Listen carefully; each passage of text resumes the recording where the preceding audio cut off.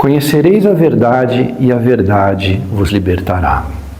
Essa é uma frase forte, está contida no Evangelho de João 8,32, uma frase cristã, portanto. Mas a que verdade ele se refere? A verdade tal qual eu acredito ou a verdade segundo a sua perspectiva? Ou será que é uma terceira verdade que a gente pode conceber como uma realidade essencial? A verdade também é um dos princípios éticos do yoga e vamos falar sobre ela neste vídeo.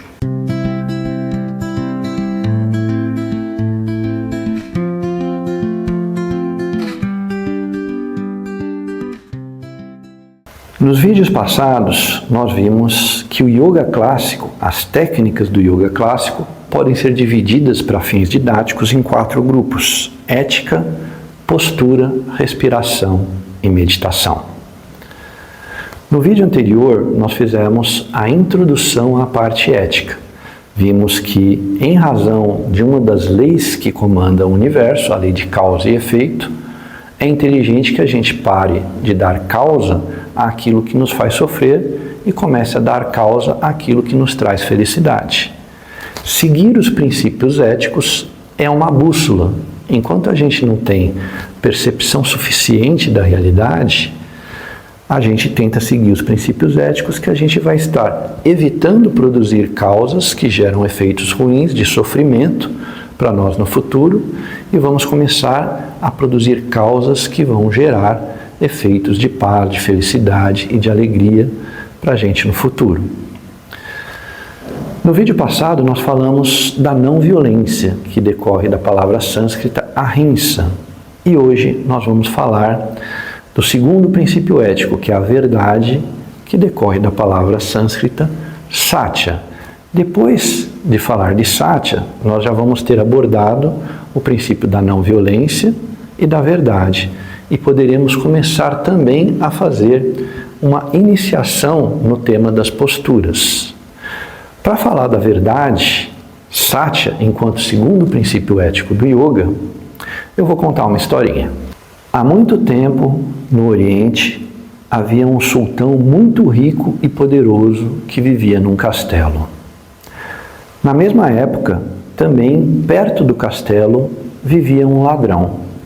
Só que esse ladrão era diferente. Ele tinha peso na consciência. Ele queria se transformar numa pessoa melhor. Esse ladrão já tinha ouvido falar dos princípios do yoga, mas não acreditava que ele pudesse praticá-los. Até que ele ouviu falar do princípio da verdade, satya. E aí ele fez uma promessa para si mesmo: de hoje em diante eu não vou mais mentir. E nesse mesmo dia, ele planejou de roubar o castelo do sultão. À noite, quando já estava escuro, ele conseguiu adentrar o jardim do castelo. Só que, nesta noite, o sultão estava com insônia e foi fazer uma caminhada no próprio castelo, no jardim. Ele estava com roupa simples, então não dava para ver que ele era o sultão, e de repente o sultão e o ladrão se deparam um com o outro. E o sultão pergunta para o ladrão: "O que você está fazendo aqui?" E justamente naquele dia, o ladrão tinha feito a promessa de que não ia mais mentir. Então ele teve que falar a verdade. "Olha, eu vou falar a verdade. Eu sei que aqui tem muitas riquezas, muitas joias, pedras preciosas, e eu acabei pulando aqui para dentro do jardim do castelo porque eu quero praticar um roubo." E aí o sultão, analisando aquela situação, falou para o ladrão: "Eu também vim aqui praticar um roubo. Olha que coincidência. Vamos praticar juntos? Eu conheço os corredores do palácio, eu sei onde está a sala do cofre e acho que eu consigo abrir o cofre. Vamos fazer esse roubo juntos e aí a gente divide os bens metade metade?" E o ladrão concordou. E aí o rei conduziu o ladrão até a sala do cofre e conseguiu abrir o cofre. E dentro do cofre tinha um monte de moeda de ouro, tinha diamantes, pedras preciosas, dinheiro. E aí eles foram dividindo tudo meio a meio. Até que sobraram apenas 3 grandes pedras de diamantes. Aí o ladrão perguntou: "Como é que a gente faz?" Tem 3 pedras, a gente está dividindo meio a meio, né? Como é que a gente vai fazer? E o sultão falou, me diz você. E o ladrão falou, não, então eu vou pegar uma pedra de diamante, você pega outra pedra de diamante e a gente deixa uma pedra de diamante dentro do cofre para o sultão, para ele não ficar sem nada. Aí o sultão falou, beleza, vamos fazer assim.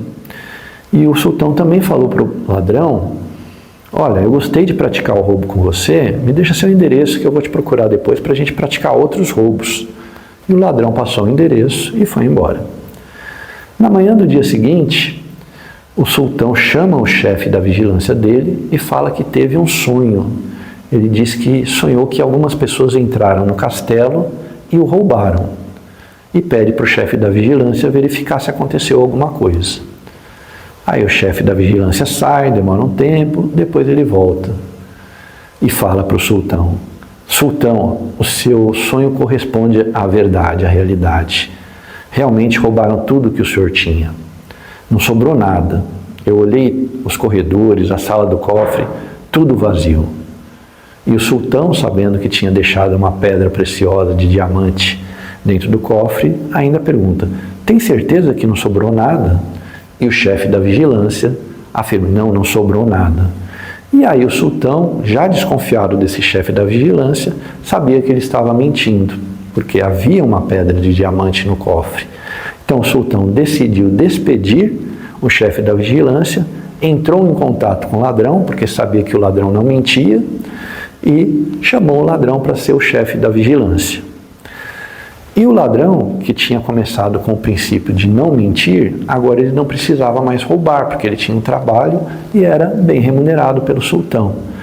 O legal dessa história é que ela mostra que não importa por qual princípio ético você vai começar, você começa por aquele que você acha mais fácil. E automaticamente os demais princípios éticos vão se tornando mais acessíveis. No caso do ladrão, ele começou pelo princípio da verdade, e com isso ele entrou num cenário de vida em que ele não precisava mais ser violento e não precisava mais roubar. Então, com um princípio, que é o da verdade, ele conseguiu quase que automaticamente praticar mais 2, não violência e não roubar. Tem mais 2 observações importantes para fazer sobre o princípio da verdade.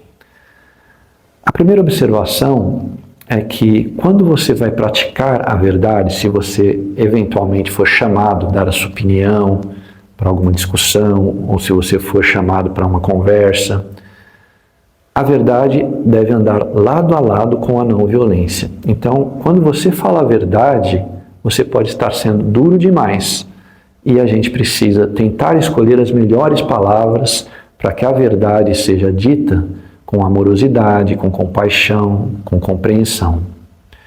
Gandhi disse que a verdade é dura como diamante e delicada como flor de pessegueiro.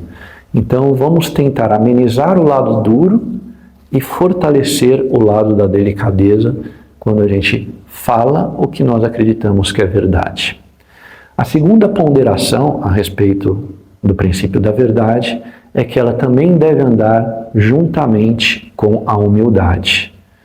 Sêneca, um filósofo estoico, numa obra chamada Cartas a Lucílio, diz que o homem sábio deve considerar que a sua razão é apenas uma gota no oceano da verdade.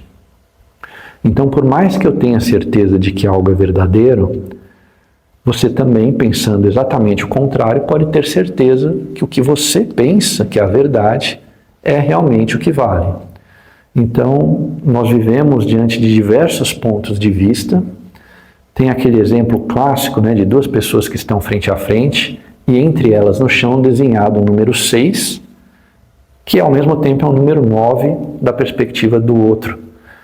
E essas pessoas ficam discutindo, não, o que está no chão é um número 6, e o outro fala, não, é um 9. São verdades relativas.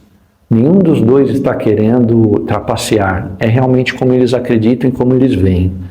Então é muito importante que quando a gente fale sobre aquilo que nós acreditamos que é verdade, nós devemos fazer isso com humildade, para saber que os outros podem pensar coisas completamente diferentes e, por incrível que pareça, a gente pode estar enganado. Nesse exemplo do número 6 e 9 que eu acabei de mencionar, o yoga nos proporciona ver a cena de cima. Nenhum dos dois está errado e nenhum dos dois está completamente certo. Depende do ponto de vista.